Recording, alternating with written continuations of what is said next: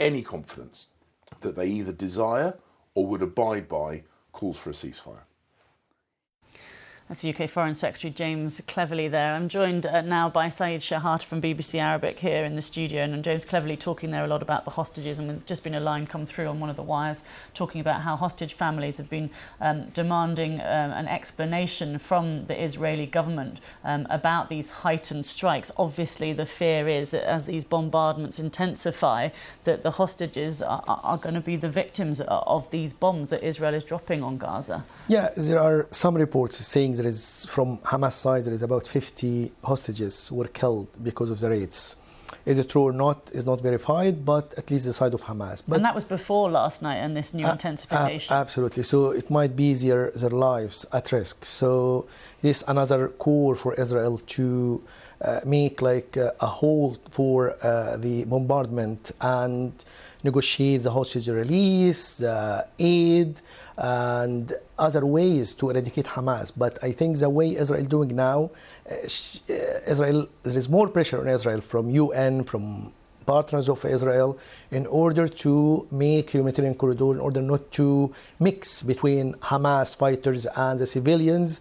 And what it's seen so far from the pictures, from the videos on social media, that is the innocent people being the price. I talked with someone an hour ago, his family in central Gaza.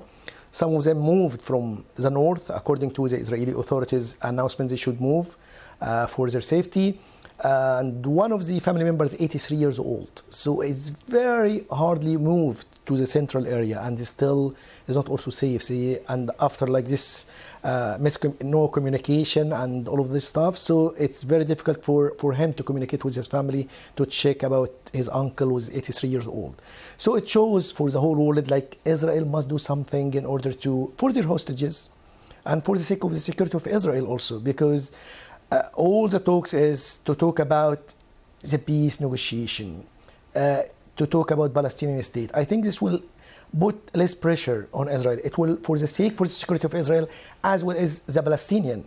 Israel is just pushing back on any suggestion of any kind of humanitarian pause or truce or ceasefire, though, isn't it? And they were talking earlier about how Hamas is using a hospital in the Gaza Strip, and underneath it, it's got bunkers underneath it, using that as and as they've said before, using human shields in this fight. So you sort of wonder, all of this international pressure, and still Israel is pushing back on the idea of any sort of pause in fighting. And as we've seen, it's actually stepping things up. The problem is, it's complex there. Even Israel call Gaza Metro, whereas like almost, according to Israel, everywhere in Gaza underneath there is tunnels. So in this case, like at least to spare the hospital, because there is some people dying, some people injured, some civilian people. So you should spare these places, because like they target other places, no one's saying anything. But when it hurt like what's called the safe areas according to the WHO, the United Nations. So I think Israel should like focus on avoiding killing like people, like civilian people, in order not to lose the support of the international community, because everyone, against killing innocent people. So the killing of 1,400 Israeli people was condemned by everyone. We've got to end it because we're running out of time. Thank you, Shehata, there from BBC Arabic. Do stay with us. I'll be here with the headlines shortly.